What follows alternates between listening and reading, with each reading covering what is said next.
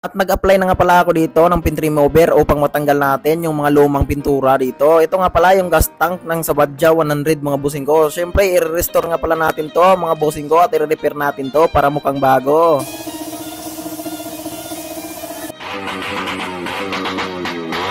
Kaya ngayong araw mga bossing ko, samahan nyo pala ako dahil for today's video ay bubuuhin na nga pala natin or babaklasin na nga natin tong Badja 100 na to. Kaya sa ditong banda na nga pala mga bossing ko ay hindi ko na talaga pinatagal ito. Ay inumpisahan ko na nga pala itong binaklas nitong mga dapat nating babaklasin dito. Kagaya naman itong front fender sa unahan at saka yung mga side cover naman sa gilid mga bossing ko. Siyempre naman mga bossing ko, habang nagbabaklas nga pala tayo nito ay shoutout nga pala sa owner nito mga bossing ko. Salamat nga pala sa tiwala mo bossing ko na ipagawa mo sa akin ito. At yun na nga mga bossing ko, after ilang oras na mga bossing ko na binaklas natin at ito na nga pala yung kinalabasan mga bossing ko. At dahil sobrang busy na nga natin mga bossing ko ay hindi ko na nga rin na pala na nagalaw tong ating TMX 155 dito mga bossing ko, na old model talaga ito. Ito nga pala yung makina niya, napakaluma na talaga. Pero okay lang yan mga bossing ko, sa huli na naman yan kapag hindi na tayo busy. So bali nagtanggal nga pala tayo dito ng gasolina sa gas tank mga bossing ko dahil umpisa na nga pala natin itong lilinisan mga bossing ko upang maripit na natin to. Kaya sa itong banda na nga pala mga bossing ko ay kuskus balongs na ka pala tayo dito ng itong mga lumang pinturan niya. Kaya kailangan talaga natin itong tanggalin mga bossing ko, lalo na itong mga sticker mga bossing ko. Kailangan talaga natin yung gamitan ng pin remover mga bossing ko dahil nakalabaon talaga yan sa pintura. At kung napansin nyo naman yung gas tank sa gilid mga bossing ko, marami talaga yung damage mga bossing ko dahil napatumba talaga yung may-ari nito mga bossing ko, kaya hindi siya nakabantay ba, kaya nadisgrasya talaga siya mga bossing ko. Kaya yung napansin nyo, may butas talaga yung tangke na yan mga bossing ko. Buti na lang mga bossing ko na may kaliwat superman talaga yung may-ari nito mga bossing ko, kaya hindi talaga siya natatsahan mga bossing ko, kaya yung motor lang yan yung nasira.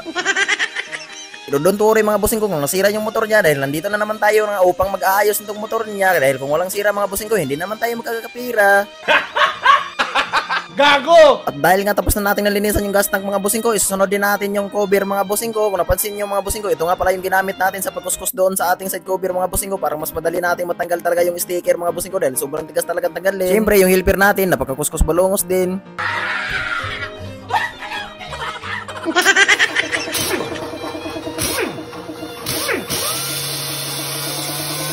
Parang hindi tayo masyadong makakapuyin talaga sa pagkuskus ng liha mga bossing ko ay naplayan na nga pala natin to ng sander mga bossing ko. Bago yon mga bossing ko, i-flex mo muna sa inyo yung aking tattoo dito sa pagtak ko mga bossing ko.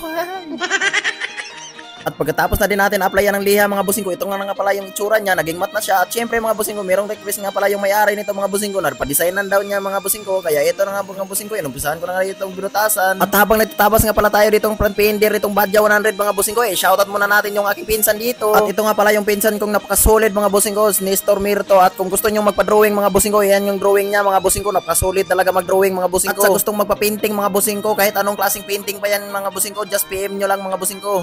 Hi guys, nandito ako sa ilang Boss Bibo and Gerson and Kaluha.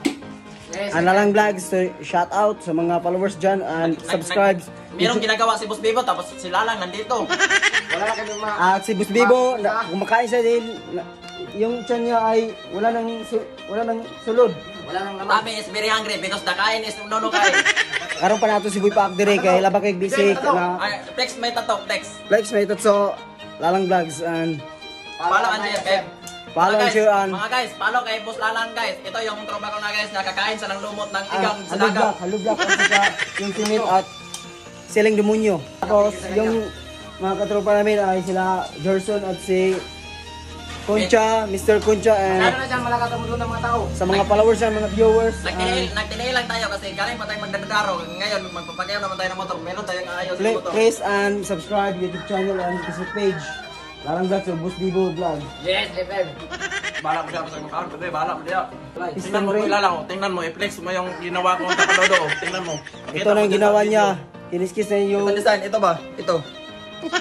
yung design niya. Nagremedyohan yan. Gago!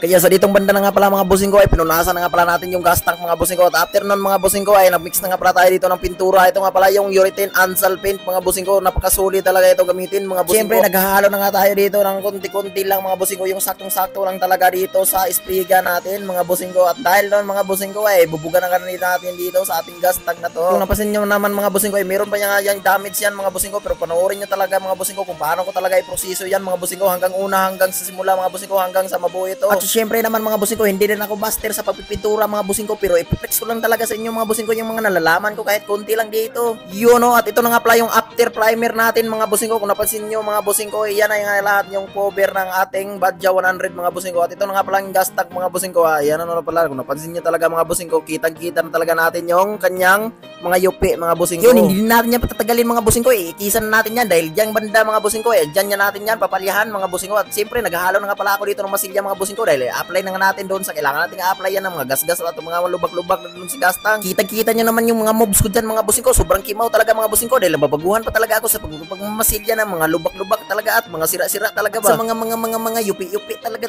sa gas tank.